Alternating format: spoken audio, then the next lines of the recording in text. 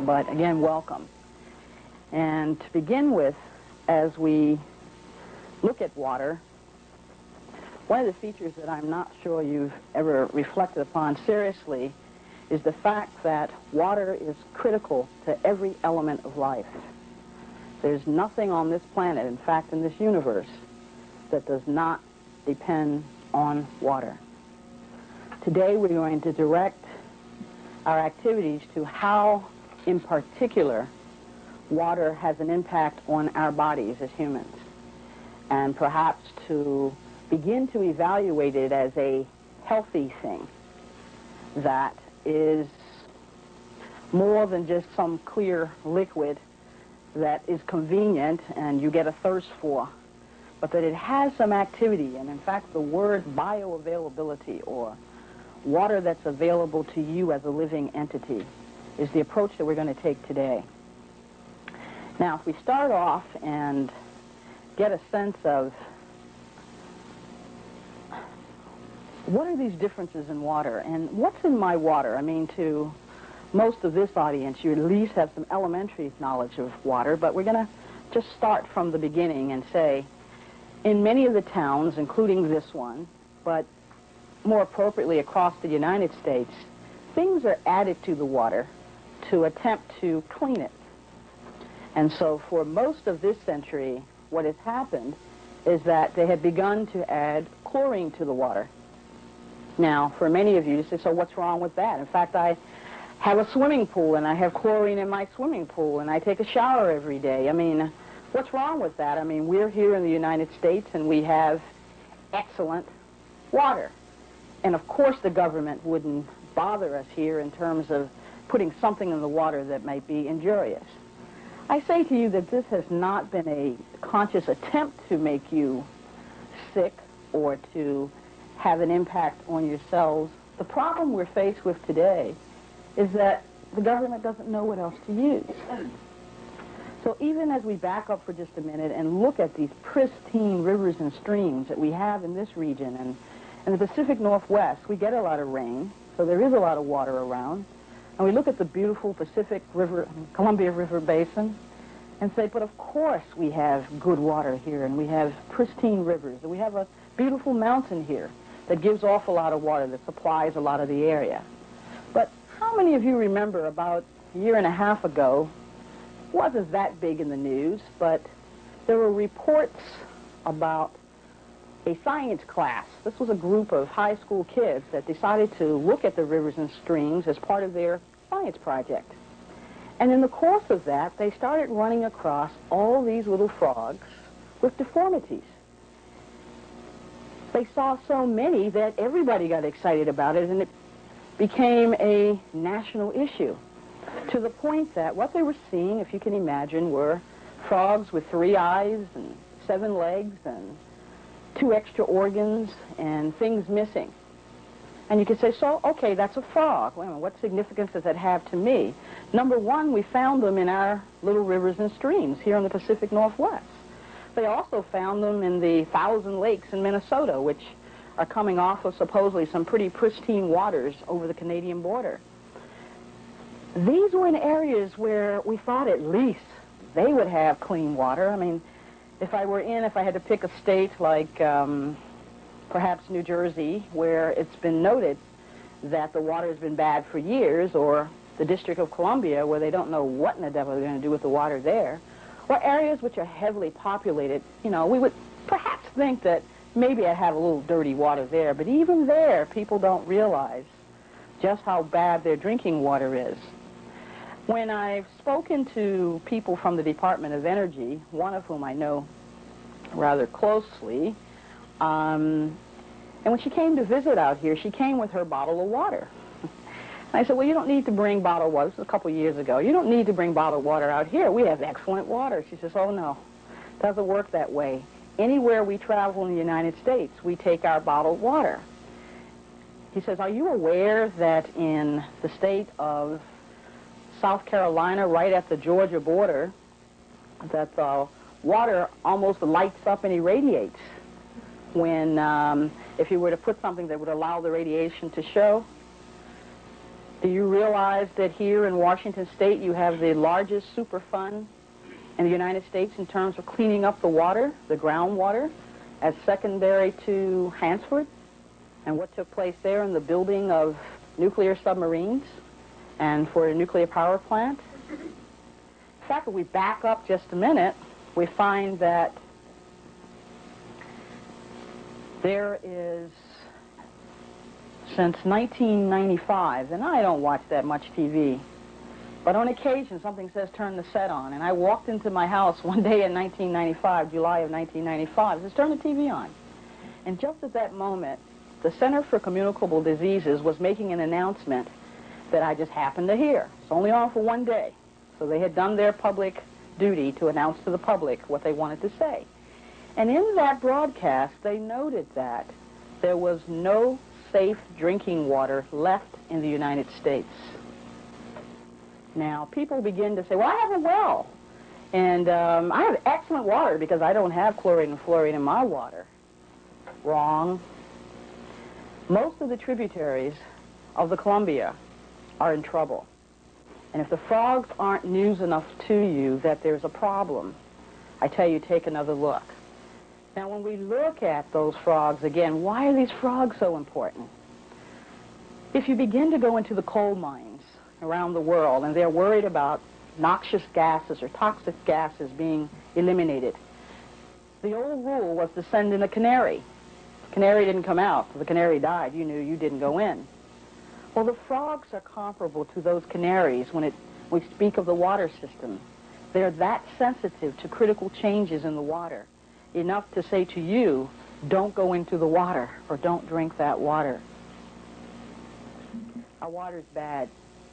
And not to scare you and not to send you into a depression about it, if I said to you that the United States did not have enough money to meet the needs to change the water system, the onus then comes on us in individual families to decide what am I going to do for my family? What am I going to do to make sure that my water is tolerable? When I think of little babies, and I know that these babies are totally dependent upon what I feed them and what I give them to drink for their life. And if you come from that perspective, you get a sense of the responsibility you have for your family in terms of knowing and understanding what's in your water and what you can do about it. Now, we've created a pretty grim picture here, but to say that there are things that can change your water and make it more healthy, make it so that your body can absorb it and use it and help you to become healthy, that's what we're about today. So let's take a closer look at this chlorine that we mentioned here. And many of you were around during the First World War. And do you remember the use of gas masks by the troops in Europe with the First World War? That was to prevent the chlorine gas that was used in an attempt to use biological warfare with the troops during the First World War. It was chlorine gas they used. Well, guess what, folks? That same chlorine gas is generated every time you take a shower. And in fact, you inhale more chlorine taking a shower than you do even drinking 8 glasses of it a day. Probably haven't thought about that and its impacts on your lungs. Nevertheless, getting into a swimming pool and swimming in chlorine, you absorb through your skin, the largest organ in your body, chlorine. Things you probably never even reflected on. Well, when I put that chlorine with a body, and let's take a vegetarian to begin with, and say, well, I only eat vegetables, I can't imagine anything toxic would interfere with my body. Well, when vegetables decay in the body and they mix with chlorine, they turn into another compound, and the one that they turn into is trihalomethane. And you can say, okay, so what's trihalomethane? How many of you take your clothes to the cleaners to get them clean? Yeah, the occasion to go to the cleaners, okay? Well, the cleaning fluid that they use to clean your clothes is trihalomethane. So you can imagine that what you're introducing to your body is trihalomethane, or cleaning fluid. Terrible thought. the cancerous effects of trihalomethane have been very well documented. And you say, well, I don't understand. Why would they do this? Well, let's take another example, because you're not vegetarian. So we'll make you a meat eater. And you say, well, I don't have any problems with that. Wrong. That decaying meat stuff in your bowel, for all of you that have one bowel movement a week or one bowel movement every other day, turns into a fine paste in the digestive tract. And that paste deposits along the blood vessels and stiffens or hardens the blood vessels. So instead of being flexible pipes, we've now got these hard steel-type pipes within our system. And you wonder about where your high blood pressure came from. You wonder about hardening of the arteries and what's going on in your heart. Let's try a little chlorine in your system in terms of not being able to utilize or move out some of the things in your bowels. You know, the old middle-aged spread that guys take for granted is something that's supposed to happen. Wrong. A lot of that, the hardening that's going on there, is because of the elements that are in water itself. Then we add, what else do we have there? Well, the government has already decided that it can't use chlorine. I mean, they can't add any more chlorine to the water. They recognize that there are a lot of bacteria, viruses, and fungi that they would like to kill. But if they add more chlorine, they know that they're stepping into some very toxic levels. So what are they adding additionally to make things more, or to make them more safe so that they're not as dangerous from an infectious disease perspective? Guess what they're adding, folks? Mercury.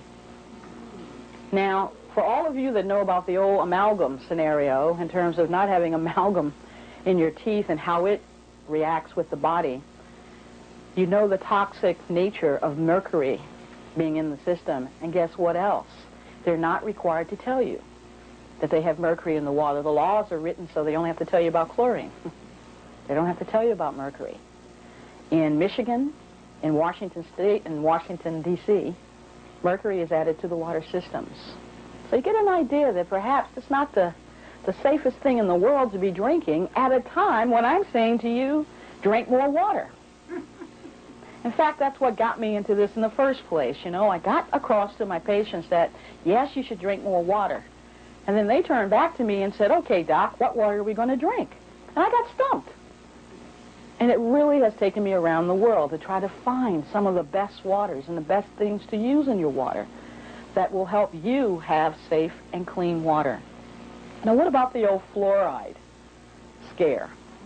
What in the dickens is going on with fluoride? There have been debates back and forth. There have been blow-ups in different legislatures as to whether or not fluoride should be used. The study that originally talked about fluoride came about during the 1930s, and it was done at the Carnegie Mellon Institute. Now, Carnegie Mellon happens to be one of the biggest benefactors of the aluminum industry, with Alcoa aluminum. The aluminum industry has a problem. They don't know what to do with the byproducts of making aluminum.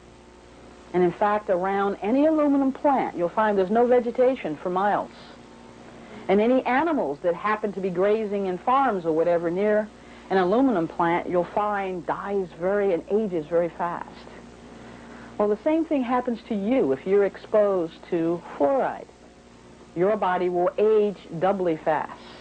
So a 30-year-old will look like they're 60 years old. And in areas of the world where fluoride is naturally, these people do age very, very fast. In addition to that, going back to that study which says we should add fluoride to the water because it will prevent tooth decay in children. Wrong. When they tried to repeat that study, and that study was done by a benefactor of the aluminum industry at Carnegie Mellon, when they tried to repeat that study, they found it was not correct. And in fact, it caused further decay of the teeth. In other words, it enhanced decay of the teeth rather than preventing decays. I don't know if you're aware, but fluoride is the chemical that's used, that's injected into zoo animals and the bulls and the bullfighting rings of Spain to keep them docile. In Russia, While the Iron Curtain was still down, I don't know if they're still doing it or not, but they added fluoride to the drinking water of all the prisoners to keep them under control. I'll let you draw your own conclusions as to why fluoride perhaps is being added to our drinking water, but it's there.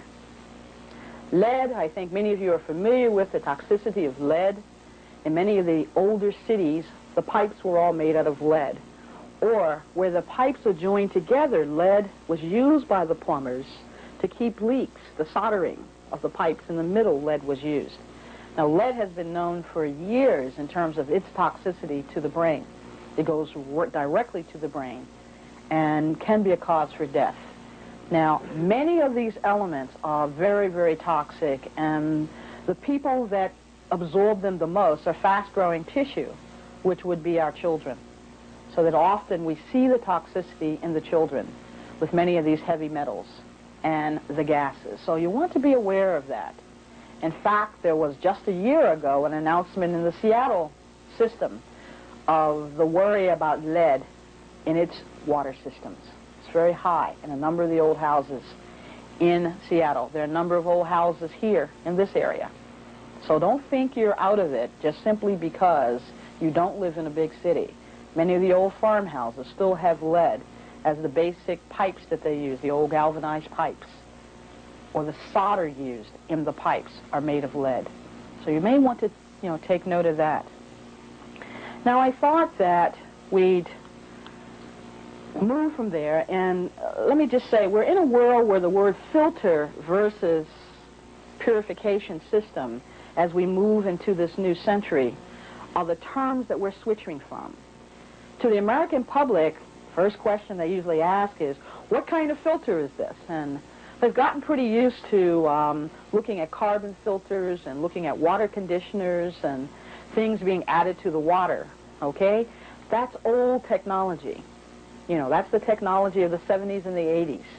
Yes, charcoal-type filters will take out odors, will take out smells, will take out basically gas types of materials and their smell from the water. But that's all they do.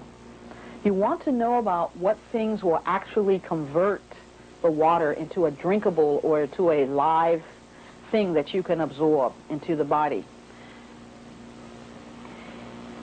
About 25 years ago, and through this community, we had people very much interested in BEV water. And what did BEV water mean? BEV stands for Bioelectric Vincent, standing for Dr. Vincent's name out of France. He decided to come up with a standard that could be used for measuring how toxic water was. And so things were divided into what we call BEV units. Yes. In that, he used distilled water as the basic water to measure all waters by. And it's simply a standard that says if I have a particular BEV number of units and that water is pure, that water is clean, it is drinkable. Reverse osmosis here, which we have on the screen, to give you an example, the things that are looked at, pH and resistance or RH factor. And again, as it is gauged against distilled water. Reverse osmosis is a good way of purifying your water.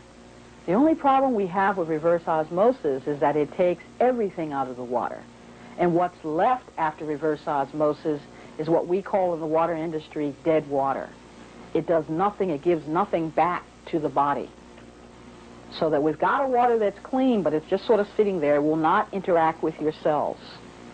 As you can see, this is in BEV units with reverse osmosis, the pH usually will range anywhere from 5.3 to 6.8. The RH factor is 25 to 29. We'll come back to the electrolysis portion of this, but electrolysis being a process that is used to clean up water, you can see the difference here in terms of the RH factor and the pH. It's almost 3,000-fold stronger than with a reverse osmosis unit. Now, I bring up reverse osmosis because the government is recommending to you that you use RO water, RO standing for reverse osmosis, or boil your water. Now here's the problem with boiling. When you boil your water, all you're doing, well, you will hit organisms that die at high temperatures. And I put it that way because with some of the mutations and some of the bacteria, viruses, and fungi, they're developing skins that are so hard that boiling the water doesn't even touch them. So that's one thing. Number two, like we talked about the trihalomethanes, gases like that get concentrated when you boil them. So in fact, as well as some of those heavy metals. So all you're doing is concentrating them, and they're all in the bottom of your bottom of your pot or whatever it is that you boiled with. So that doesn't work. But that's what the government to date has recommended to folks to do. Boil your water. No good. Okay. As we move from that into the next spectrum of things, and we start going into what other things do we need to look at in the water, let's take a look at pH, which was one of those items on that list in terms of looking at purity. Now here in this area, and I have this beautiful chart behind me because many of you have probably seen it and not paid too much attention to it. This is a chart that reflects the aquifer here in this region. Now, what is an aquifer? That's a particular bowl, we'll use that term, that all the groundwater seeps into. So this particular aquifer is a very large one. And the bowl is very large, and all of your water comes from that aquifer. Now this is a very peculiar aquifer in that it's the type of aquifer that whatever's on the surface gets into the groundwater or gets into that bowl. So whether I'm over in Tumwater or I'm here in Yelm, anything on the surface, so somebody pours oil down a drain here or in Lacey, it's going to get into that bowl and be a factor that we draw our water from. Now, all the pink areas up there are areas that are in trouble. This aquifer is in trouble as it relates to acidity, as it relates to what's on the surface getting into the bottom. This is from the state. This chart was given out by the state officials. When I started asking questions about, I said to them, I'm probably the only one in this entire region that tests their water 2 or 3 times a day. Why is our water having a pH below 7.0? And 7.0 is where it's a neutral point. It's where you want to have your drinking water, to at least be at 7.0. And in testing, we were getting anywhere from 6.3 to 7.3. And I wanted to know, why is our water so acid there? They couldn't answer me. They still don't know. But it's a problem. If I look at pH on another perspective, how much acid is in the water, and I go to Long Island, New York, I find just the opposite. There we have pHs at 8.5, 8.0. And I said, wow, okay, so this is going to be great water here? What's going on? You know, it's very interesting to me. I just call them coinky-dinks. But I just happened to be in the right places at the right time. And the Sunday while I was there, the newspaper in New York just happened to run an article on the groundwater on Long Island. And the Brookhaven Institute is located and has been based there for over 45 years in Long Island.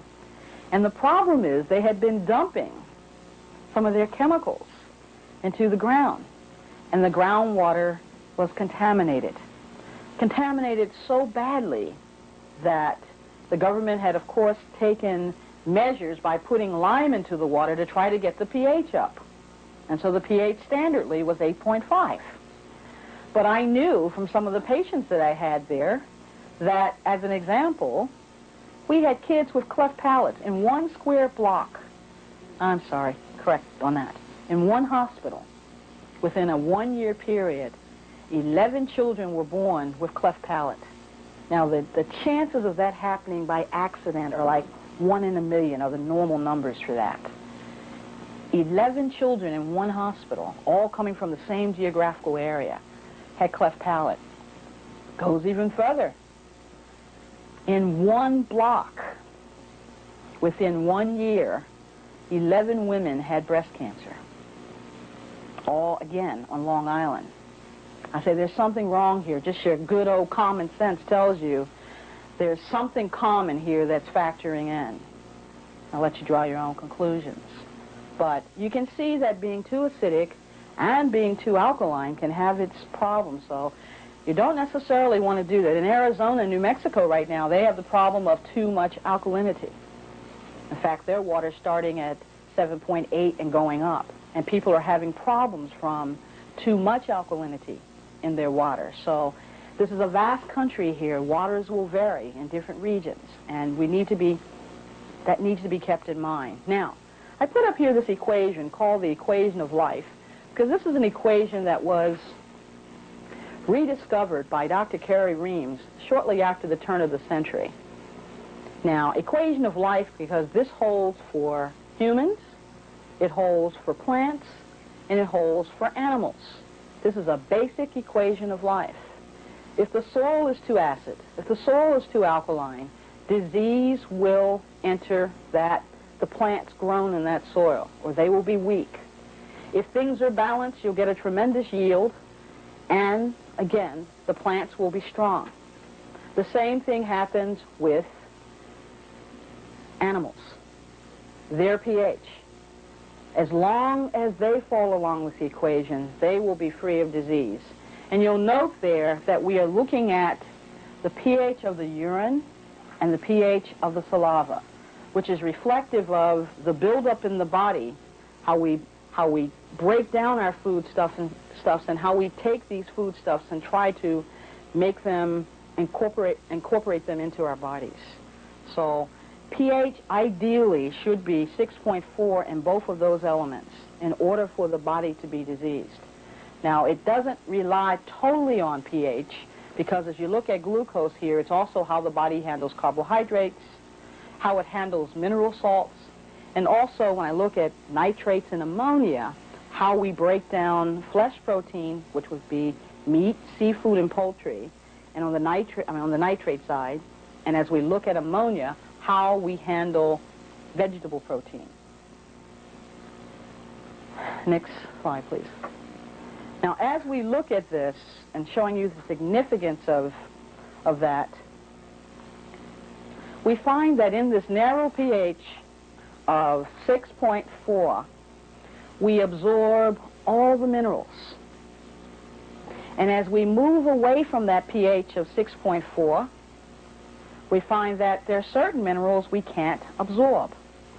So as an example, if we look at the next slide, but note before we change that, it's a little bit difficult to see from a different distance, that we're at both ends of the spectrum here. If you're too acid, you don't absorb them, but also if you're too alkaline, you can't absorb them.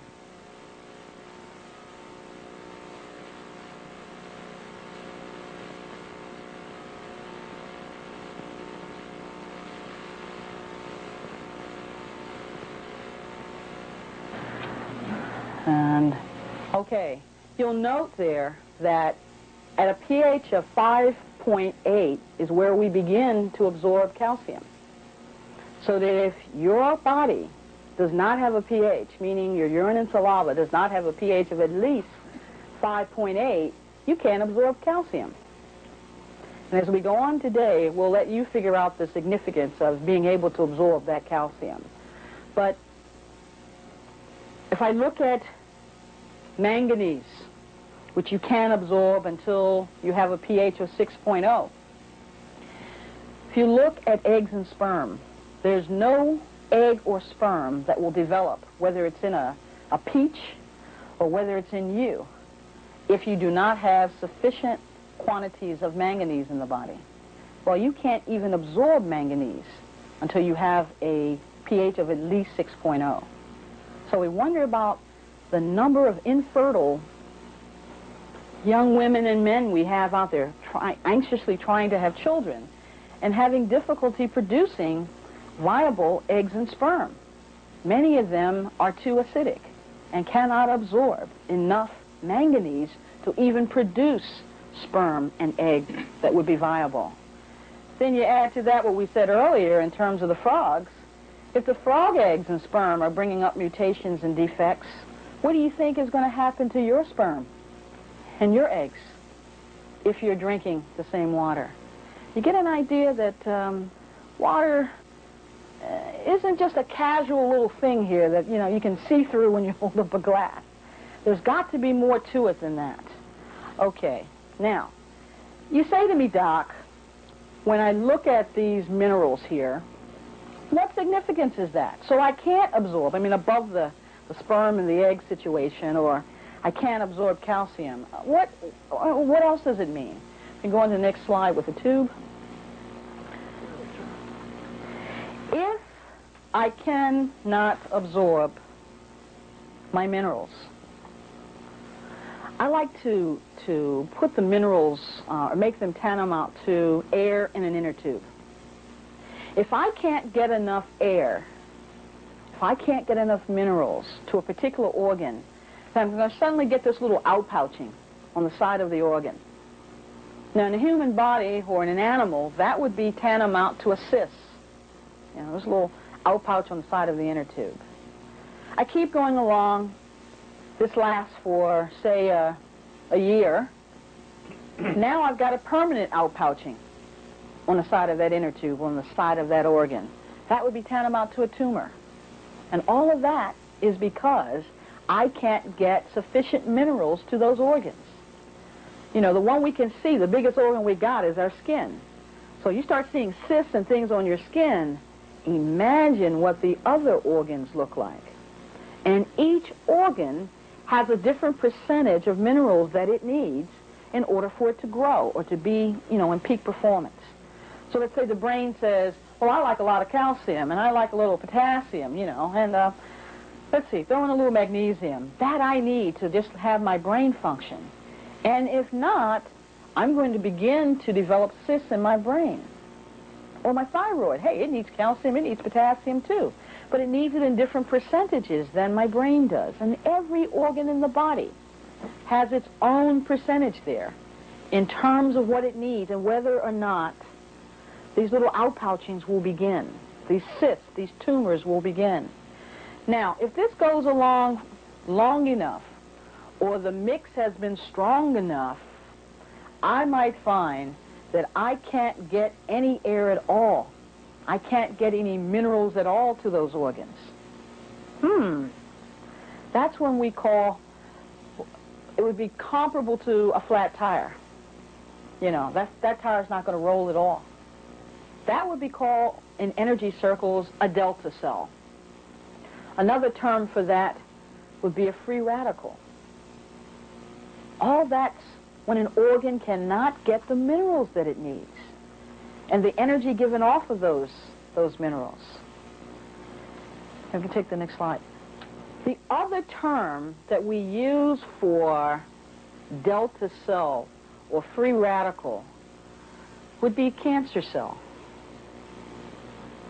Now, how many of you have seen, if I add water to some metal or leave it outdoors for a while and it hasn't been appropriately coated, it begins to do what? It begins to rust, okay? Rust is the same as a free radical. It's the same as decay. It's the same as the word oxidation or oxidant. The metal is oxidizing just by adding water to it. It is not getting what it needs. Something has to counteract that.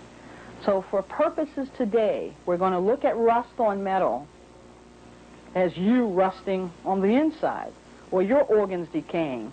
Basically, again, why did that happen? Because we couldn't get the appropriate minerals to them. So then you say, okay, I'm beginning to put two and two together here, but how do I do that? And what prevents me from doing that? Well, if I think for a moment and had to pick an organ in the body that was the most important organ, can you guess what that organ might be besides the brain? We'll take the brain as number one. But what other organ do you think? Heart's an important organ, but believe it or not, I could still have cells going, even if the heart slows down. I mean, there are other ways to keep the chemical and the cells vibrating, okay? I think I heard it over here. Give me another guess. What other organ? Skin is the biggest organ we got, so it tells you what's going on in all those other organs because we can see it, okay? The liver. The liver is your workhorse. Everything filters through the liver, okay? We tend to think, and if you could find that slide on the digestive tract behind spiny, we tend to look at the digestive tract, I think, a little erroneously. And one way that we look at it is we think that everything goes through your liver, through your pancreas, through your gallbladder, etc. Guys, the digestive tract is one long tube, open on either end, here and the anus on the other end, okay? And so what starts here in your eating goes through this long tube, 30 feet of it, and comes out on the other end. Food going through. Now, in the process of going down that tube, different things are added in. And particularly in the stomach is the machine that breaks it down so that the juices from that can enter your bloodstream. And it's through the blood that things are taken to the liver. And from there, things are dispersed throughout the body. So that you can imagine, just for a moment, that the liver is the thing that's going to determine where everything gets distributed, including how much potassium do I have to send up to the thyroid?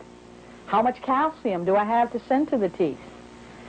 If not enough is coming to that liver, or if the liver is jammed with a lot of toxic material, then it can't do its job. So it'll be working, let's say, at 50% performance. So I can't manufacture and distribute everything that I need. I only can send 50% of it. That's when those organs begin to die. So if the liver is overloaded with toxins, it can't do its job. So I'm very interested in something that will affect the liver, that will allow it to be cleaned out if necessary, and will strengthen it so that it can do its job. Now, Dr. Kerry Reams, I mentioned earlier in reference to the pH chart and the equation of life, and he's one of the few scientists in the world. He lived about the time that Einstein and Edison and all those beautiful physicists, he was also a biophysicist, where Einstein worked with E equals mc squared, Reams worked with mc squared equals E, or can I turn material into energy? And they respected each other. He tested 280,000 foodstuffs for the spin of their electron. And if you can imagine for a minute just that's the impact of that. If I have electrons all spinning in this direction, okay, and all of a sudden I have another one going in the opposite direction, where these things overlap, there's resistance. Go either way you want. I got resistance because of this overlap. That resistance I want, and there's been quite a bit of controversy out there about food combinations or whatever. Well, I can't eat that, because if I eat that, it'll cause a lot of energy to be given off, and there'll be a lot of resistance, and I don't want that. Guys, you want just the opposite. You do want that resistance, because that resistance is the energy that you live off of. So if we've got a whole slew of electrons going this way, and all of a sudden I add one foodstuff out of those 280,000 foods that spun in the other direction, the electrons spun in the other direction, I think many of you can guess, but guess what that foodstuff was? The lemon. Its electrons spin just the opposite from all the other foodstuffs. And it creates that overlap, that resistance, so that that energy is what, you know, we live off of. Now, I think it's very interesting, and, you know, nature makes no accidents. If you look at the lemon, what does it look like? It looks like the sun. Nice, bright yellow, very powerful fruit. In fact, it's been very fashionable to add lemon to your water in many restaurants. I'm sure they have no idea what they're doing, but it's the best thing in the world they could ask. Now, when we start talking about current and electricity in the body, Edison discovered direct current. In other words, things going in one direction, the way most of those electrons spin. Tesla came along, looked up at the sun and said, I've got to figure out the way the sun does it. And the way the sun does it is the way adding lemon to your water does it. It causes things to spin in two directions. Now all of a sudden I have what we call alternating current. And we find that it takes less energy to get to an end point. Where direct current, I might be able to light up the town of Yelm. With alternating current, the same amount, I could light up the entire eastern Washington state. You get a sense of I'm much more efficient with alternating energy, so that I would want my liver to be operating like an alternating energy thing, more so than I would want it to act like direct current or an inefficient direct current type of energy. Well, when I add that lemon to your water, your liver just loves it. And in fact, Dr. Reams also found that the liver is loaded with the kind of hydrogen that's given off by the lemon. And these are what we call negatively charged hydrogens, H with a minus to it. That particular hydrogen allows the liver to work at peak performance. And from infancy, roughly to 5 years of age, your liver is loaded with these negatively charged hydrogens. You're born with them. So it wants to keep it at that level. So anything that you can give back to the body that will allow those negatively charged hydrogens to be in big numbers would allow that liver to work at peak performance. So we can begin, and I've probably been responsible for lemon prices being as high as they have over the last couple of years, just simply by this and lecturing in several cities. But we can start with just simply having lemon juice in terms of that. And all of, or most of the waters that we're going to talk about today all deal with adding negatively charged hydrogens to the liver, so that it allows the livers to be cleaned up and allows them to work at peak performance. Now, for a moment, I'm going to have you reflect on being a big battery, or your brain being a big battery. And some of you will say, really? Yes, you're a big battery. In fact, you're nothing but a big ball of energy, period.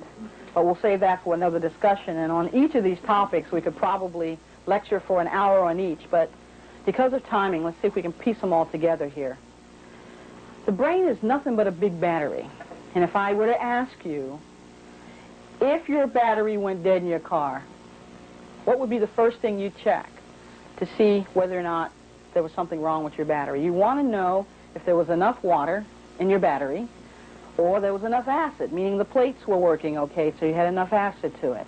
So guess what, folks? What does your brain take to be sure that the electricity is flowing appropriately in you? It takes water, and it takes acid. Same scenario. Now, our brains are roughly 90% water. Now, there are some situations where the percentage of water in the brain can get as high as 99%, and that would be ideal. But I'll say that most folks on the earth are functioning with water at 90%. That would be the ideal for them. Many of you are functioning with water levels around 70%.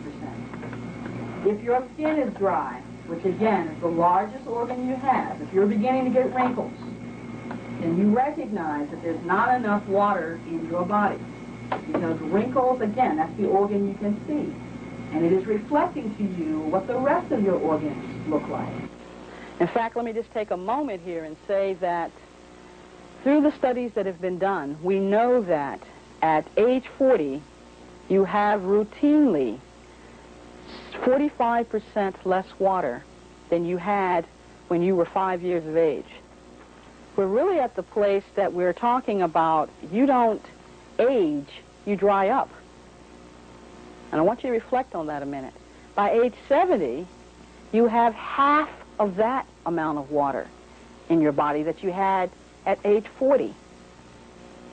Now, one of the strongest arguments I've seen for not being overweight is what happens in obesity in age and water. Being obese at age 40, you have 63% less water in your body than someone else who's not obese. If you're 70 years old and are still obese, you'll find that you have 63% cut that 45%, cut that in half. So you have half the amount of water in your system that a normal 70-year-old would have. So good arguments, folks, for keeping those cells nice and wet. Good arguments for letting things happen. Now, as we look at this, and an important scenario here is as I look at the different addictions that we have up here, and for those of you having difficulty seeing this, on one side we have salt, caffeine, nicotine, and cocaine. On the other side we have sugar, alcohol, tranquilizers, marijuana, and heroin. Now, I've grouped these together because they have different effects on the body and on the brain. On the salt cocaine side, there's a tendency to use those things to try to speed the brain up. It's like they're stuck in quicksand. They need a jump start. And all of those items act like something that the brain makes naturally, which is tryptophan, which is the body's natural painkiller. So these are people that are holding on to things, trying to get rid of them, having pain inside, and thus the tryptophan type of things, salt all the way to caffeine, sort of give them a jump start. So you can think of the number of people that have to have their 5 cups of coffee a day.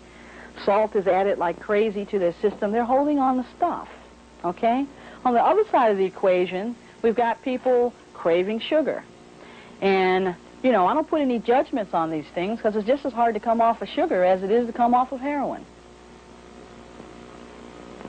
These things tend to slow the brain down so that they can function. And you will often find individuals on that side of the equation whose brains feel like they're running the 100-yard dash every day. These things try to slow them down a bit so that they can think and they can function. Now, I've gone here because, again, you can see the importance of that battery operating appropriately. If you were to ask any of these persons, any person addicted to any of these things, how much water they drink, unless they've seen me already, most of them will tell you they hate water. If they get 1 good glass in a day, it's a miracle. And in fact, if you were to talk to heroin addicts, and this came from some studies I did at Hopkins around 1990, with heroin addicts and cocaine addicts that had been addicts for over 20-some years. They'd survived the system that long, but they've been around for a while. And if you ask them how much water they drank, they tell you they hate water. One of the things we learned from turning around these particular folks so that they had no longer withdrawal symptoms and in fact could get off the drugs was simply getting them to drink water. And we did a simple thing with them. I did a simple thing with the patients that I was involved with, and I gave them an option. I said, if I could get you so that you were no longer addicted to the drug that you're addicted to, you had no withdrawal symptoms, would you be interested?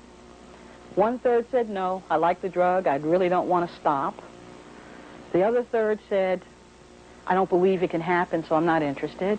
And the other 1/3 said, yes. And within a couple of months, we got all of those people so that they were no longer chemically addicted to the drug that they were on, just by getting them to drink water.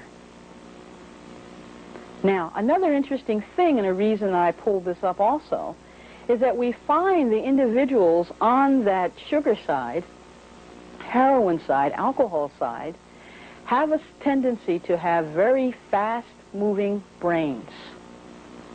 Their brains are processing information so fast that they tend to go to these things to try to get a common denominator here so that they can function, so they can think. So they had a tendency to be pulled to these things just to slow their brains down. And in fact, when we did a survey of the prison system in Maryland, we found that 65% of the individuals in the Maryland Penitentiary for that year were all dyslexic or had attention deficit disorder. I hate that term. I don't like the disorder part of it because there are geniuses sitting in prisons. There are geniuses often addicted to a number of these things because their brains are processing information so fast. The deficit is in us with not knowing how we're going to teach them. But if I've got a fast-moving brain, I need jet fuel to keep up with that brain. And if we can jump ahead to the periodic table for just a minute, and we're going to take a break in about 5 minutes here. But if I were to look at this chemical periodic table, and I look smack dab in the middle of that table, and for purposes here, I'm going to look here at titanium, and I'm going to look at platinum, PT and titanium. And in the middle of this, I have some very unstable elements, particularly rubidium and iridium I'm going to point to for just a minute, but just to show you that those things fall smack dab in the middle of the periodic table. And for most chemists and physicists, we really don't know what those elements are about. We know that when energy, particularly heat, is given to those elements, they begin to process very, very fast. In the last 3 years, because we didn't have the equipment before this to be able to detect this, we found that in human brains, they're loaded with iridium and rhodium. In fact, the younger the individual is, the more iridium and rhodium there is in their brain. Now, we haven't done the study to take our fast-moving attention deficit disorder individuals or dyslexics and look at their brain. But I would suspect very strongly that they're loaded with iridium and rhodium. The babies have a lot of iridium and rhodium in their brain, but what do you have to do the first couple of years of life? You've got to learn everything about your environment, how to walk, how to talk, how to read, how to do all of those things. And in the National Education Association statistics, they find that from infancy to 5 years of age, your learning curve goes like this. At 5 years of age, something happens, and for the rest of your life, it goes down. What do we have happening at 5 years of age? They all go to school and get processed out of them. They would continue to learn at the rapid pace that they did. We also find in those 5 years of age, you're introduced to a lot of foodstuffs and different toxins. So again, your learning curve begins to go down. I'm going to stop here because it's a good natural break. This has been just a general base for you to build upon. Now let's look at what we can do. Now there's been a lot of confusion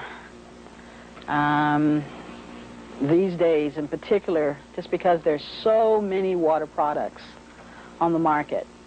And people just don't have a ruler to sort of use to gauge, well, what is this one about, and what do I use this one for, and can I use them all? You know, where do I place these things, you know, in the order of things? So I've tried to look at common denominators and not so common denominators in each of the things that many of you are familiar with, just to give you some guidance going through this maze. When I begin to look at things, I'd start off by just saying that all of the bioavailable waters cluster, all water clusters. And in fact, here's the other one. Yeah. Clustering is just a natural occurrence in nature, and if we look at the grapes there for a minute, we can look at the grape clusters for a minute and then come back to that one. just this cluster of grapes, if I could have you keep that picture in your mind, in the back of your minds, and get an idea that this is a naturally occurring shape of a group of elements. And many, many things repeat that shape in the body that are good for you, including water. Water itself, when the molecules come together, actually look like a cluster of grapes.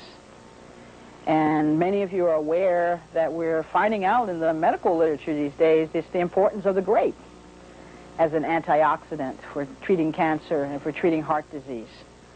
So again, there are no accidents in nature, and if we study nature, we'll have the clues to everything we need to make these bodies work. In fact, you're just smaller representations of a larger part of the earth.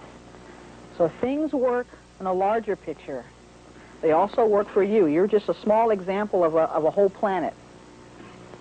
And so if you can imagine that clustered things in a cluster that grow in a cluster or form that way are some of the best things for you, that'll get us started. Now, if we go to the next slide in terms of cluster size, regular tap water itself, as you can see from this, forms in a cluster of roughly what we would say 13 to 15 grapes, or 13 to 15 little spheres within its cluster. And the size of the cluster does make a difference in terms of how it responds in the body. So you'll note that tap water is at the top here, and mineral water here, by that we mean the routine mineral water that you could get bottled from just about anywhere these days. And I would have you to begin to read the labels on your water bottles. Now, up until October of this year, there was not, which hasn't occurred yet, there has not been a demand that the FDA has given to the manufacturer. Prior to this, no one was required to put on their labels everything that was in their water or to put the water source. It was only a year ago that they even had to put on the label what was in the water. As of October of this year, all the government sources will be required to tell the public what is in their water. So that's going to be an interesting occurrence coming up in a couple of months. Now, in the bottling industry, still, they have not been required to divulge their water sources. And a couple of years ago, you could go out here and hook your hose up to, you know, your backyard stream and call your water Pacific Northwest beautiful water and could bottle and sell it without any regulations at all. I mean, the industry is still there to an extent. It's just that many in the industry are looking close now. So it'd be very difficult for someone to do that any longer. But as we move into these bioavailable waters, I suspect that you're going to see some charlatans out there who will not understand the things that you'll understand by the end of this afternoon. And so simply say, well, I can just put a bucket of water up there and call it magic water from Mars. And people will believe it and use it. You see, so we have to sort through that that maze out there and know what kinds of questions to ask, know what to examine, what to look for, to understand how perhaps this water could be helpful to you in terms of helping your body or just be nothing.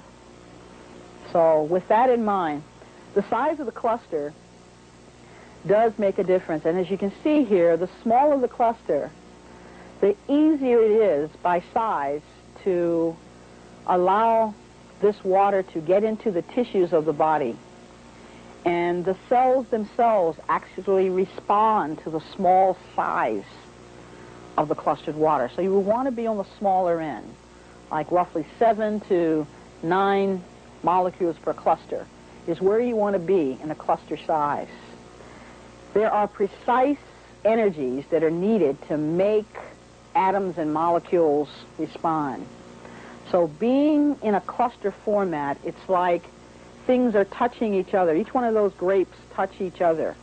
Or if we look at things in terms of an onion skin, there's spheres that actually, if I drop water, if I drop an object into the center of some still water, rings go out from where I've dropped it in the water. Remember those pictures of just it getting bigger and bigger, the wing or the wave that goes out? That's the same way in which things are transmitted through these clusters throughout the body. So if I drink water here in my mouth, that water will cascade down, ringing to the different cells in the body, getting broader and broader in terms of what cells it affects as it goes through my digestive tract. Now, these are happening at very small sized elements. You know, I mean, my body's pretty big, and you can imagine the ring getting bigger and bigger, but let's say we're at minute size, smaller than you can see with a human eye. These rings are beginning to emanate out, starting in the mouth, attaching to proteins, and going from the mouth to the esophagus to the digestive tract, and beginning to almost ring a bell in terms of they're touching each other or communicating or sending information to each of the cells. So we want to keep that in mind for just a minute. Now, I've put this up here as a six-sided figure. And believe it or not, all of the bioavailable waters have the same shape. It's a six-pointed star. What else occurs naturally in nature that these gemstones, the ruby, the sapphire, the emerald, all have that six-pointed star shape. All of them. All of the waters that we've listed up here, all of the waters that we've listed up here, all have a six-sided figure to them when they're in their bioavailable state. So that's a common denominator for all of them. There are no mistakes in nature. Now this is another shape and another star. And this particular star is a five-pointed star. That's the shape of the distilled water in nature. It looks like a five-pointed star. When we add silica to the water at a colloidal size, and I'll explain what I mean there in just a minute, this five-sided figure pointed star. So if I were to look with the instruments that we now have to be able to look at the shape of these water molecules, this is what it looks like. Again, getting smaller than the cluster now. And if I had the instrumentation, and there's been one instrument in the world that will allow us to take a look at this, and it was developed by a Russian scientist who is quite a being in terms of his intellectual knowledge, and he's developed this one-of-a-kind instrument in the world that we can actually take pictures of what the water molecules look like at their tiniest size. And when they become bioavailable, meaning when they begin to exert their activity, they all shift to this five-pointed star shape. No one knows at this point how long they stay in that five-pointed, what we call a pentamer shape. That's still hot investigation. Someone will probably get a Nobel Prize for it in terms of seeing when does that transition take place. Now, in this shape, it's also like a crystal of calcium, which also changes from six to five-pointed shapes as it becomes available in the body. So cluster size, the smaller the better. And I didn't say to you, you want it smaller because you want to cross the blood-brain barrier, get into the brain tissue. Now, I can take regular tap water and drink it, and it'll be hours before it gets to my brain. But the smaller clustered waters will immediately go to the brain and cross that blood-brain barrier, and thus I'm putting jet fuel in a jet engine. You see? So if we're going to have 90% water up there, let's give it the best, and let's allow it to get there. So the smaller clustered size allows penetrability not only in the brain tissue, but also into your other organs. And if you give me the slide, I think, I'm not sure where it is there, just about that we have membranes throughout our body. In fact, we have electrolysis membranes throughout our body. They're in our brain, they're in our skin, they're in our lungs, they're in our heart, they're in our intestines, they're in our kidney. So they have electrolysis membranes, and that was work done by Dr. Van Nordstrom several years ago. And they're still sorting that out, even though he put that out almost 10 years ago. What does that mean? It means that the body's membranes act like electrolysis units within your system, converting things into different elements than what they were in the beginning. Now, this is a list of the particular electrolysis membranes that he tested in the body. Can you go into a healthy cell for me for just a minute? We hear the word colloid or colloid. We say, what does that mean? A colloid is the smallest particle that we can detect by any of the instrumentation that we have in the body or outside of the body. So you can think of it as the smallest particle that we can actually pick up and examine. That's a colloid. A colloid is neither a solid or a liquid or a gas. It's somewhere in between a solid and a liquid. You can think of a balloon floating on an ocean. That's where a colloid sort of fits. It sort of doesn't fit nicely into any particular category. Now, all foods and all minerals are converted to colloids in order to be able to get into a cell. So they're broken down to their finest, smallest elements in order to interface or do something with the cell. I've got to break it down that small. Now, what I put up here was what a healthy cell looks like.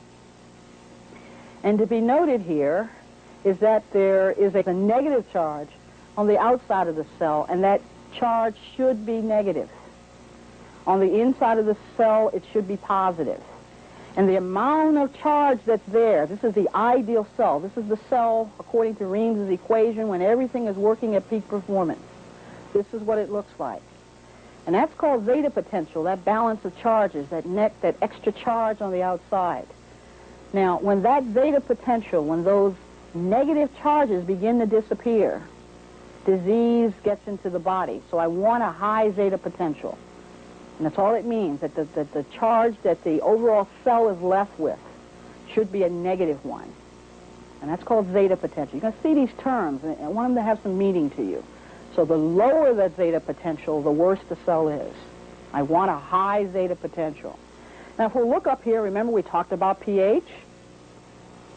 You see 7.3 for the pH outside of the cell, or what we call the cytoplasm. That's the liquid sort of surrounding the cell. And that is where we look at the blood pH. And when we talk about pH in the blood, I have a very narrow margin there. That shouldn't move off of 7.3. In fact, if I come down lower than 1/10 of a point in the blood, or go up 1/10 of the blood, I'll send you to the intensive care unit. Your body can't tolerate those kinds of movements in the blood. Okay, so 7.3 for the blood, 6.4 to 6.6 for the urine and saliva, the rest of the system. And if you'll notice, in the inside of the cell, the pH is 6.6. So inside of the cell, 6.6, outside of the cell, 7.3 pH. That's where we want to be to make this cell operate at peak performance. Now, you'll see a little cloud, 5-sided figure there, which we call a rosetta. Now, you guys are getting some of the latest of what's happening in physics around the world with this particular slide. And one of the problems we have in water is that we've always looked at it from the chemical perspective. We've not looked at it from the physics perspective. And all these colloidal physicists and nuclear physicists and quantum physicists or whatever all have them parlaying in their complicated conferences, having no idea that if you just knew what they knew, the doctors over here could help with some of the diseases. No one talks to the other. Well, in just this slide, this is a combination of biophysics, biochemistry, biology, and medicine. The latest of the information in the world in terms of what's going on. And just that little Rosetta Stone, it took them a century to discover it. Now that's a five-sided figure. That's the portal. It attaches the protein, and that's the way things get into a cell, through that portal, through that rosetta. And that allows all the nutrients, everything you eat, anything introduced to the body, including water, to get into the cell. It goes into that rosetta. Now, if you'll notice that little kite-like structure off to the side, you see what's in the center of it. Ca stands for calcium. And it's like a kite. Calcium is the thing that most naturally surrounds the cell and helps to maintain those pHs at 7.3. Water itself, again, when it becomes bioavailable, looks like a crystal of calcium. Calcium looks like a crystal in its colloidal structure. Looks like a 6-pointed figure that converts to a 5-pointed figure when it interfaces with the cell. Crystal. Your water looks just like it. It becomes a crystal. It becomes essentially a hard substance. A 6-pointed and 5-pointed hard substance that's not really hard, because we said a colloid was neither a solid nor a liquid nor a gas. It's falling somewhere in the middle there, okay? But when things are ideal, that kite, which will be representative of minerals, and when you add vitamin D to it, so why do I say to you, you need to take vitamin D, or make sure you have enough vitamin D to be able to absorb your calcium? This is what it means. It means that in order for that calcium, or whatever the mineral is, to get into the cell, the pH has to be right. The rosetta has to be sitting there perfectly ready to allow the kite to just go right through that portal. It brings with it enzymes. It brings with it hormones right into the cell. Now, can we switch to an unhealthy cell for a minute? Now, I put this up here because this represents an unhealthy cell. And what we have going on here, you see our rosetta here, it's blocked. There's a bubble around it. This is what happens when our pH drops. Suddenly, number one, we get an extra membrane around the cell, and things are having difficulty getting in. They cannot get in. Those same minerals and things can't get into this cell. And in fact, a whole extra bubble forms around the cell. And the cell begins to eat itself. It begins to liquefy and eat itself. This is an unhealthy situation. Enzymes begin to deteriorate. So we have even a different set of enzymes that operate. They can't get in. Now, what was all of this about? We just changed the pH. We made it more acidic. That in turn changed the shape of many things inside of the system. Calcium can't get in here. It's trying. It can't. It's blocked. I can't get into the cell. The cell actually begins to eat itself. So you can see the importance here of just having the pH right. Something as simple as that. Now, thank you. If I look at the different waters that we've been talking about, again, there's some common denominators, and then there's some not so common denominators. And I thought that I'd try to pull forth some of the common denominators. If I look at infectious agents, as long as that cell looks unhealthy, like the last picture, infectious agents are actually pulled into the center of that cell. They can get in when the pH is off, when things are too acidic. They're actually pulled into the center of the cell. We spoke of lead. We spoke of mercury. I didn't mention cadmium, but cadmium would be another heavy metal that's in our environment and often in our water systems. They are easily pulled into the center of those cells when that cell pH is off. So you can see again the importance of having the right pH available, having the right thing communicating with that cell. The two waters of all of those that are on the list here, and I've tried to list some of the better waters that are on the market right now, the better bioavailable waters. Common denominator, again, they all have the six-sided figure to them. Common denominator. In two of the oldest waters on the planet right now, I would zero in on the electrolysis for the moment and the deuterium waters. Now, why do I zero in on those? Because most of the research has zeroed in on those. So the academics, they've been around long enough that there are academic studies that have actually been done that you could take to the bank or to court and say, see, I didn't poison my child. I've got studies to show that this works, you know, that kind of thing. And it's not to say that the others don't have them yet. It's too early in the game.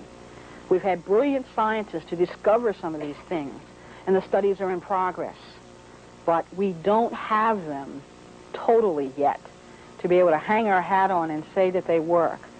Now, because water is looked at as a nutritional substance, in fact, the FDA doesn't know where to put it. When we look at medication itself, medicine has a cause and effect. If I give you this, I expect this result from it. That's the old format. That's the way in which we have sort of operated here in the United States for the last little shy of 100 years. Another way of looking at that would be, can I zero in on what caused things in the first place and try to correct that deficit? Now, that's a subtle but very different approach. And when you're dealing with nutritional substances that I am putting water in, because that's the way it's looked at, you're looking at what can it give back to the body to restore what it needs, to allow it to be balanced and to be free of disease. Now, it's a very subtle difference, but a very important one. If I were to show you what medicine does to that same cell model up there, you'll find that only 1% of the medication that you take actually gets into the cell. 99% doesn't do anything, and in fact encourages that cell to get into an unhealthy position. So I feel very strongly that we need to change our whole mode here and start looking at what is the cell missing that we need to restore, as opposed to what I'm going to give you that may make you feel better but may not do anything for your body. If I give you an aspirin, that doesn't really give you anything. That doesn't restore anything to your body. It makes you feel better. Your headache goes away. But I haven't corrected the condition that started the headache in the first place. You get the principle that we're operating from, and why you're going to see a different kind of research coming out. And it takes different parameters to be measured in order to understand how and if and why these waters would interface with the body. Okay? And my gracious, you talk about water, I mean, it doesn't have any color to it. I mean, it all looks alike. I mean, how are these things different? You know, what's going on here? So having said that, in one of the arenas, looking at the electrolysis water, which was discovered originally by the Russians also around the turn of the century, but they weren't so good to their scientists that discovered this. In fact, they took his research, locked him away, and so therefore they didn't get very far with the blessing that was given to them in terms of water, because of how they treated the scientist that was given the information. The Japanese picked up on it about 25 years ago, and they began to explore the water, and so right now are the leaders in the world when it comes to electrolyzed water. But as we look at infectious agents, and here I'm talking about bacteria, viruses, and fungi, there's a paper that's about to be released in October of this year where they have looked at the effects on bacteria and the immune system with electrolyzed waters. Now, I'm going to back up and say that I don't know how many of you remember the Ebola epidemic that took place in Zaire and Gabon about 5 years ago now, and people were getting this plague. I mean, in 72 hours they were dead, and it sort of stopped. Well, believe it or not, what stopped that epidemic was the electrolyzed water, the microwater, that was sent to the Center for Communicable Diseases here in Atlanta, and that's what stopped that epidemic. They actually cleaned up the camps, they cleaned up the water using electrolyzed water. Now, when we look at infectious agents, and again, I say to you, with the clustered water, I do know that a study was underway, a microbiological study. The students at the University of Mexico rioted for purposes of trying to get their fees reduced, and they totally destroyed the microbiological lab that the set of studies were going on for the clustered water, at least on this side of the ocean. So they were disrupted, so that's going to delay the microbiological studies there. Microbiology in deuterium has been going on since at least 1942. So there are a number of studies around infectious diseases and deuterium. Colloidal silver, many of you were around when we had syphilis was a real problem up until the 1930s. And during that time, people used to be injected with silver to try to treat syphilis. Penicillin was allowed to be released. It was discovered well before then, but they finally let it be released, and now penicillin is the antibiotic that's used for syphilis. But silver was used, silver is used in the treatment to prevent syphilis from mothers that may be infected with syphilis, and as the baby comes through the birth canal, we actually put silver drops in the eyes of the infants to keep the child from getting syphilis. I mean, it's an old thing, but it's still done in every hospital in the world to prevent herpes and syphilis from the babies getting it, because that was a major problem, a real public health issue for years. So silver has been around in terms of a bacteriostatic agent. Now, what do I mean by bacteriostatic? Here we mean to keep the levels down versus being able to treat or kill. Silver has been known to keep the levels down, but it does not kill the organisms. Now, it appears in what Mr. Rowland has done with his water is to add frequency to it, which we'll get to in just a minute. So you're keeping the levels down, but then you're adding frequency to it also. I say that because the studies have not come forth in terms of actual documentation above its use with E. coli.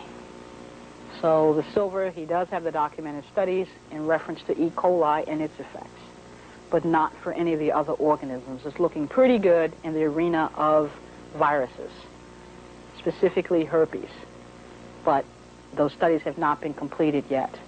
When I look at the electrolyzed water as it relates to organisms, we've talked about the plague or the Ebola epidemic and that being stopped by it. But they also have found that this water kills on contact.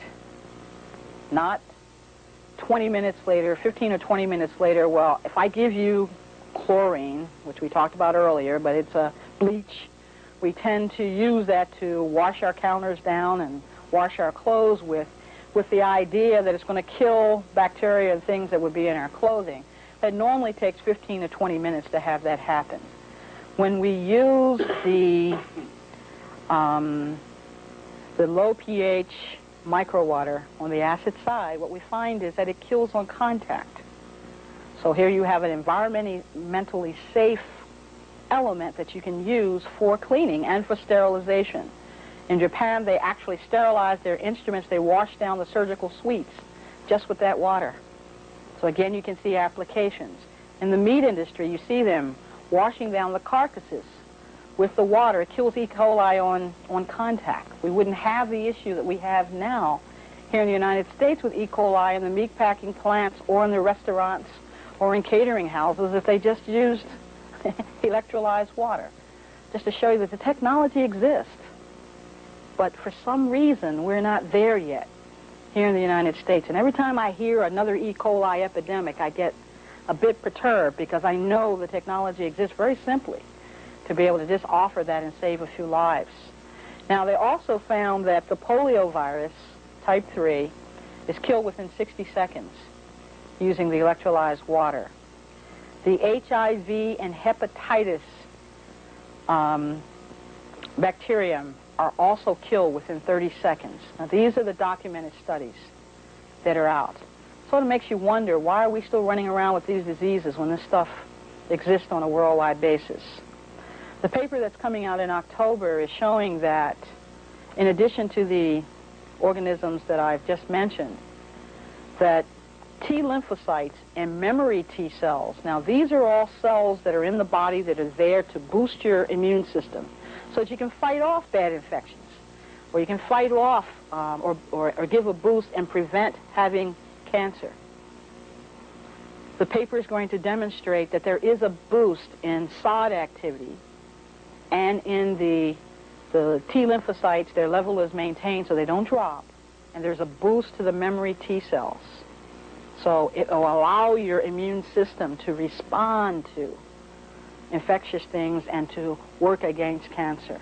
In the B cells, which are there for allergies, now you tend to get a whole slew of B cells in your system, think of them as little bees.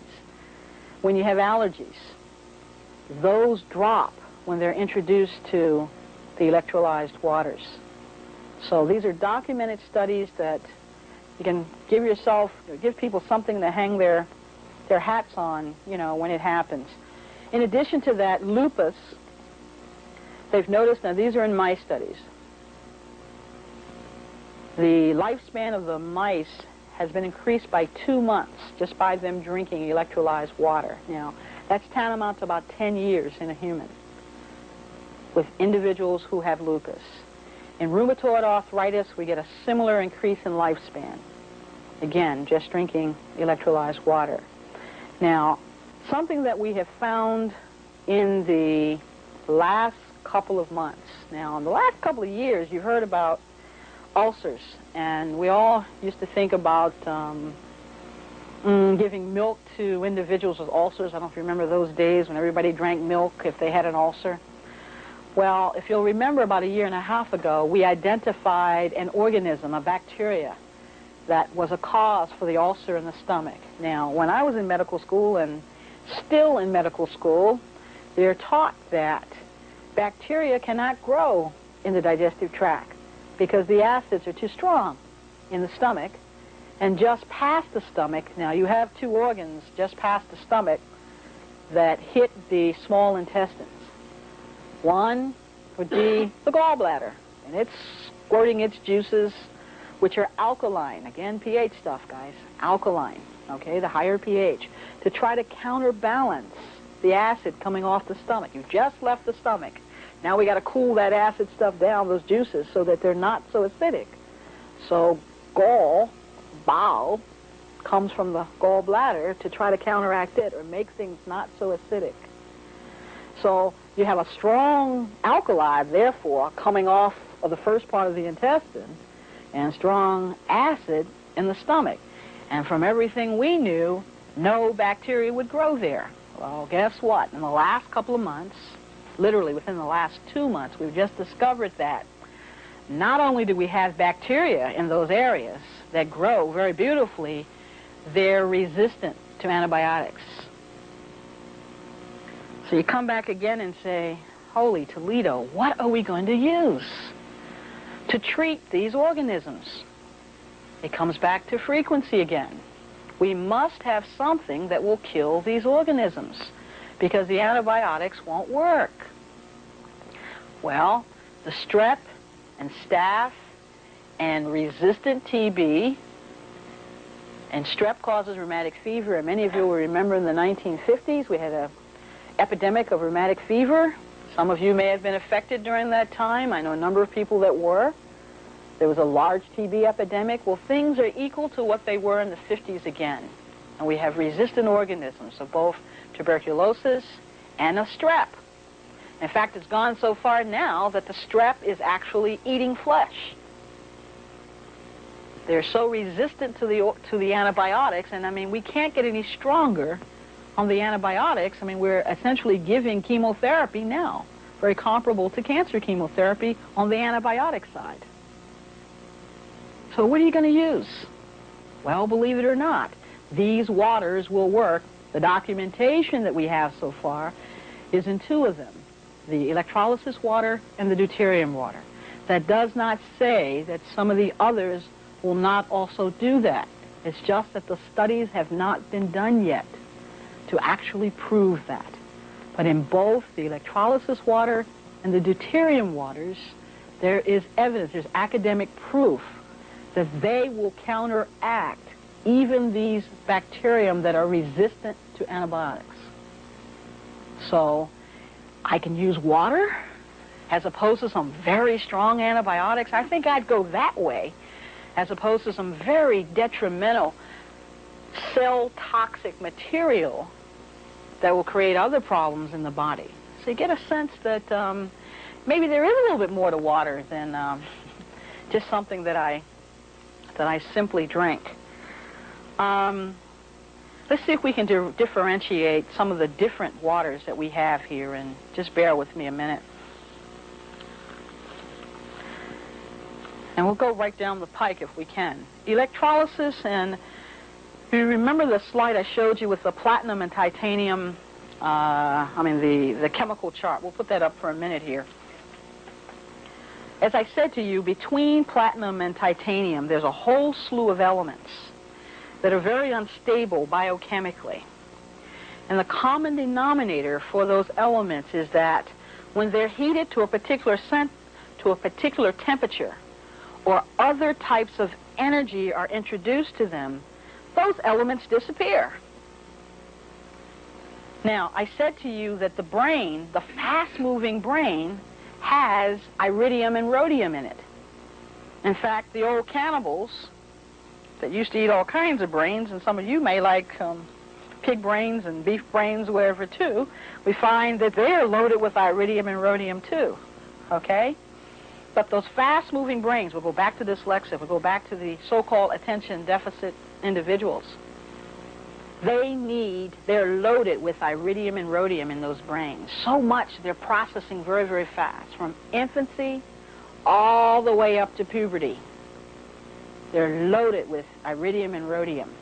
Now, when the water passes over platinum and titanium plates, which are the plates that are in the electrolysis water systems, they convert the water into these middle elements, iridium and rhodium, okay?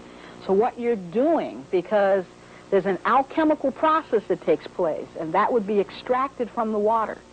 And so you're beginning to give back to the brain what it needs to operate at peak performance. So you're putting jet fuel in a jet engine. Get the idea of what's going on there and why platinum and titanium just happen to be picked as the two elements that the water passes over. Things are turned into a non-toxic format. So much so that, and so selectively that, I said to you it would wipe out any bacteria, the flesh-eating types of bacteria. Anything that produces a toxin cannot withstand the frequency generated in electrolysis when the plates are made of platinum and titanium. I don't care what it is. But if it's a good bacterium, I got strep in my mouth that allow me to make saliva so that I can break down some of my foodstuffs. I have lactobacillus in my digestive tract that will allow me to break down dairy products, okay? I don't want to wipe those out. Guess what? It won't wipe those out unless they begin to produce a toxin. It's that selective. So we're talking about an extraordinary frequency that's generated here. You know, that things are happening.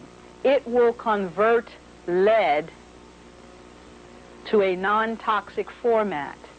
So if you have lead in your water system, if you have chlorine, if you have fluoride, whatever, they're converted to a non-toxic format. It also provides negatively charged ions to the liver.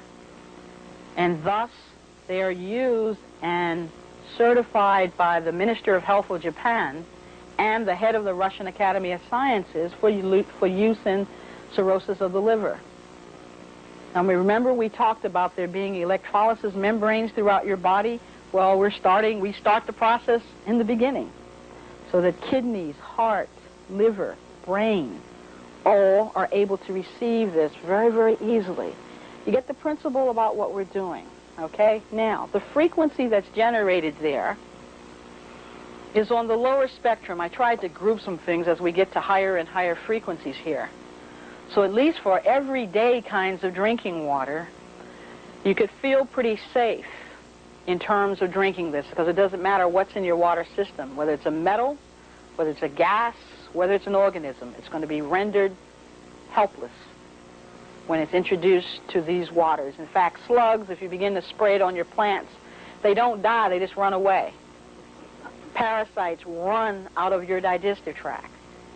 It will not kill them in the drinking water frequency. It will chase them out of your system. But things are changed to a non-toxic format. Let's move on to the clustered water. When I look at the clustered water, it's first small clusters again, so I can easily get into the cells. I've said to you that water is a magnet, so it's going to pull to it whatever it comes in contact with. Now, if I happen to put some good things next to it, those good things are going to go into the water. If you just sat a glass of water on a table and you put, well, what shall we put next to it? Okay, a bowl of fruit next to it. After a certain period of time, all the elements in that fruit will be in that water. If you have the equipment available to evaluate what's in that water, in not too long a period of time, fruit will be evident in that water. That's how magnetic water is. Whatever's next to it. It can become a battery in itself. You could put a battery here, and in short order, that water would become a battery. Whatever's next to it, okay, it's going to draw. That's why it becomes very important in what kind of container you put your water in. Ideally, for the kinds of containers that we have available, glass would be one of the slower leaching types of materials to put your water in, because it's going to take its time, and there are natural materials in the glass that if it leaches, at least that's what's going into the water. If you're going to use a plastic container, you want to use one that will slowly leach into the water. Again, be as close to glass as possible. So the thing to look for in the bottom of your containers is always this little triangle, and look for the number 7, because it means that is the closest to glass that you're going to get in terms of a container for water. And if you'll look at things like some of the milk cartons or whatever, they're like a number 1. And it's pretty easy for that plastic to get into your containers. And that bothers me a bit as we talk about distilled waters, in that most of the distilled water that you're going to get from your grocery shelf is a number 1 container, number 1. But secondly, it will have sat in the warehouse next to who knows what.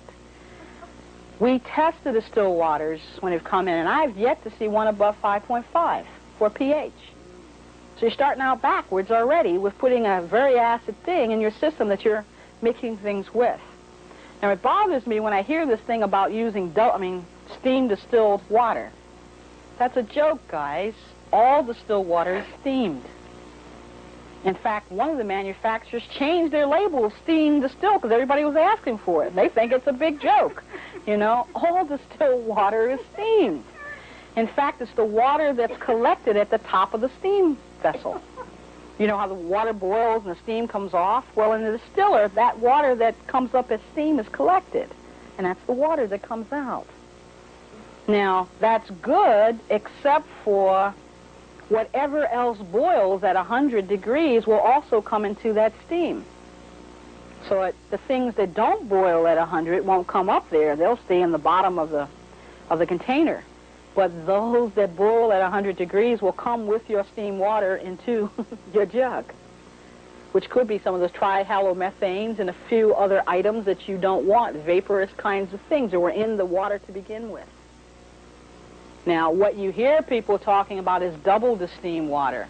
That's usually laboratory-grade distilled water. That's very expensive. And it is used in laboratory settings for most of their experiments, etc., in terms of, you know, their use where they must be precise. And that is very specially treated distilled water in that they're sure there's nothing in it. So please don't get confused there in terms of distilled water. Now, what Dr. Lorenzen has been able to do is, because everything that gets near water is picked up by water, if one could control, therefore, what the water is next to or introduced to, then I could put some good things in there too. And so what happens, we hear the word template. I would take something that's good, put it in the right quantity that I would like to have it emanate the right frequency, and put the water next to it. And now that's transferred into the water, because water has quite a memory. And it will remember what you put next to it. So if you start with a good distilled water, put next to it something good, then that will be absorbed into the water.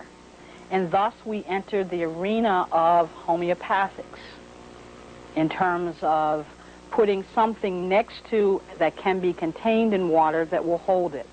Now what he does is use a cold sterilization process and administer a very strong magnetic pulse to the water. And thus he has small clusters. So we've got that memory and we have that structure. Remember, that's important. And then we've added to it the right frequency of a particular element, a good element that you want in the water. And that's how that works. So when we talk about the water being in its clustered format, we are then translating to the water, who then translates to each one of those cells. It gives the message to each one of those cells what you want those cells to say.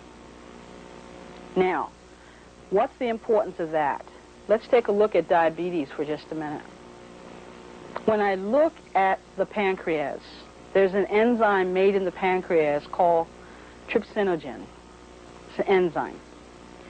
And in the small intestine, we have sort of the end point, or trypsin, is the final format that we want that particular enzyme that comes from the pancreas to be in, to be able to help digest our foodstuffs. Now, we couldn't account for that enzyme coming from trypsinogen to trypsin by simply saying, well, oh, just something happens in there, and I had trypsinogen, and now I got trypsin over here in the small intestine. Couldn't figure it out. Except through the equipment that we now have, we could measure, and we found out that trypsin was surrounded by 300 different receptors for water. In almost an onion format, they surround the trypsin enzyme. And there's a communication system, just like those ripples of water that go out when I drop something in the center of a silent pond and the rings go out. Well, by having a message transferred by a strong magnetic pulse to the pancreas that says, I need to make you into trypsin, that message is transferred ring by ring, water ring by water ring, to make it trypsin in the small intestine. Can you see what's happening there? He's actually making the water, because again it becomes a frozen crystal, very similar to the format of water at the bottom of glaciers. Now we know that the best water, the best structure for water that will carry information the best, is coming from the bottom of glaciers. And what he has managed to do is to come up with a way to replicate that structure as if they're coming from the bottom of glaciers. And people, the latest thing out is that people are selling chunks of water coming from the bottom of glaciers. That's the hottest thing going right now. some entrepreneur is now cutting chunks of water and is selling them for $25 a bag. So I'm sure someone will soon be up at Mount Rainier trying to get to the bottom of the glacier to cut the chunks out to sell. I mean, but it's that principle that we're working with. And I'm going through this because each one of these waters is made differently. We get to a similar endpoint because of the amount of energy, the amount of frequency that's translated in each one of these waters. So thus we're getting a healing effect. But again, remember, we're starting with a battery up here. So we're talking about electricity to begin with. If I can get the right electricity going to the brain, then that brain's going to begin putting out the right product. But I got to get the water to it first. So it has to be small enough to get there. Once it's there, will it translate down to the cells? See where we're going? And so we're moving up the scale here in terms of the way it goes. If I move to the next water for just a minute here, deuterium water, and what's the significance of it? In 1933, many of you were around to remember the development of, which is when the atom bomb, they began the development of it.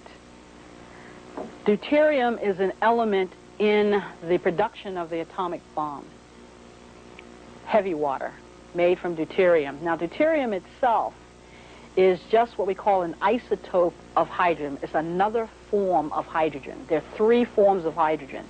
You can look at it as just ordinary hydrogen. You can look at deuterium as a second type of hydrogen within the hydrogen molecule, and tritium, which is the third type of hydrogen within the hydrogen molecule. The problem with the third one there is that it's radioactive. Deuterium is not radioactive.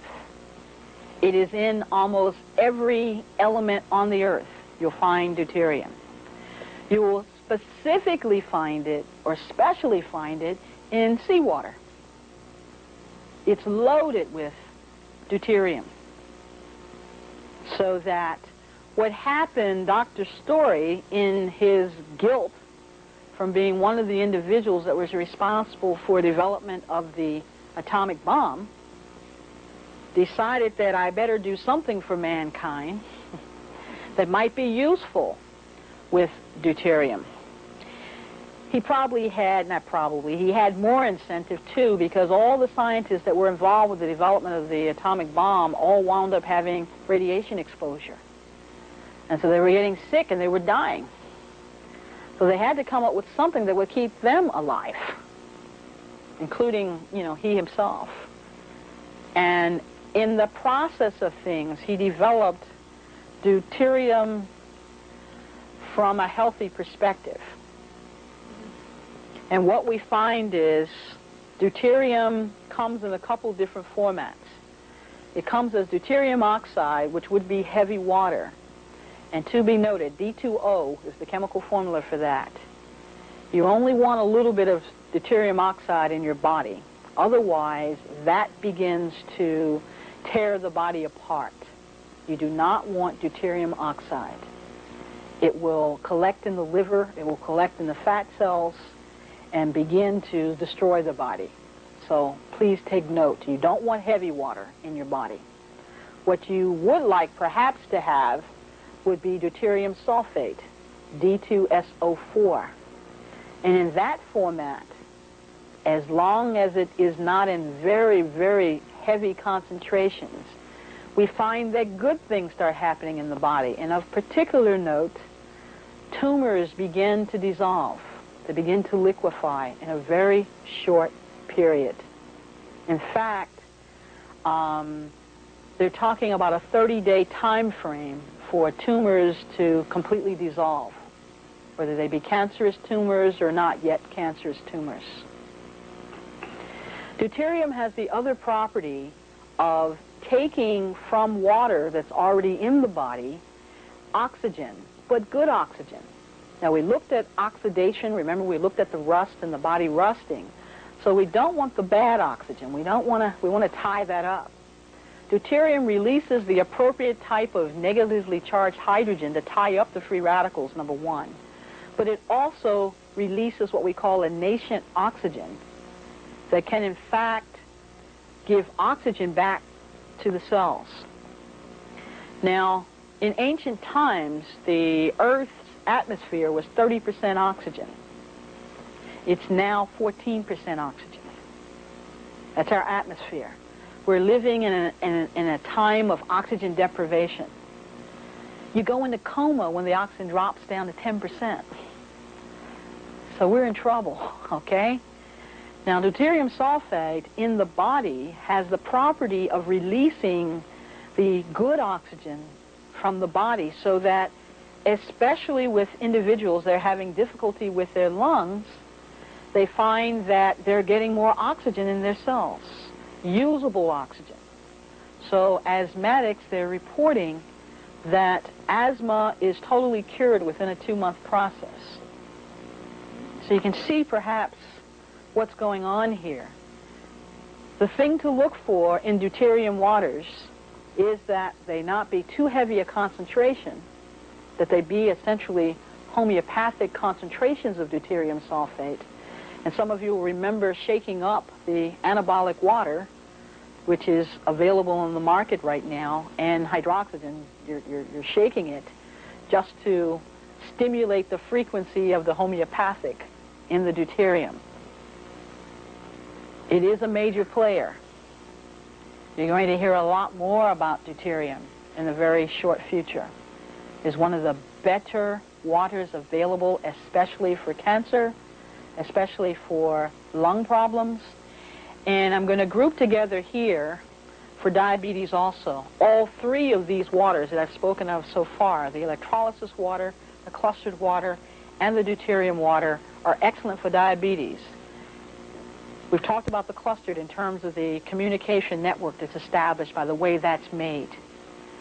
What we have found, again, this is all new research, in the diabetic, especially in infants with juvenile diabetes, they've isolated some viruses in their pancreas. Remember again, these organisms weren't supposed to be in that part of the digestive tract. They weren't supposed to be able to live. Well, they have found E. coli and viruses in that part of the digestive tract. And they suspect very strongly, again, they're resistant organisms, that is a cause for diabetes. All 3 of these waters will attack the pancreas, E. coli, and viruses. And thus we find that diabetics are responding very well to these waters. When we increase the frequency, it means things happen faster. So we start at one frequency, we go up higher and higher as I'm going down the scale here, so that things will happen with all of them. Some it will happen with faster than others. So it's like, welcome to a whole new world of water. And you can get a sense that there is something happening to the body with these waters. I'm going to mention for a minute the equator here and Dr. Werner Kropp, because I have to give him credit for a lot of the work in this arena. Dr. Kropp was a Swiss scientist who discovered all of this stuff around 1930. And he's the one that taught the Russians. And the Japanese visited him, and the Saudis and the Egyptians. He discovered zeta potential and started talking about zeta potential during that period of time. He went up for a Nobel Prize for several years, was turned down. But I've been to his place. As I say, these coinkydinks, I just happen to wind up in these places. And unfortunately, he was killed for his technology. One of the mafias offered $100 million for his technology. He turned him down. And within 2 weeks, he was dead.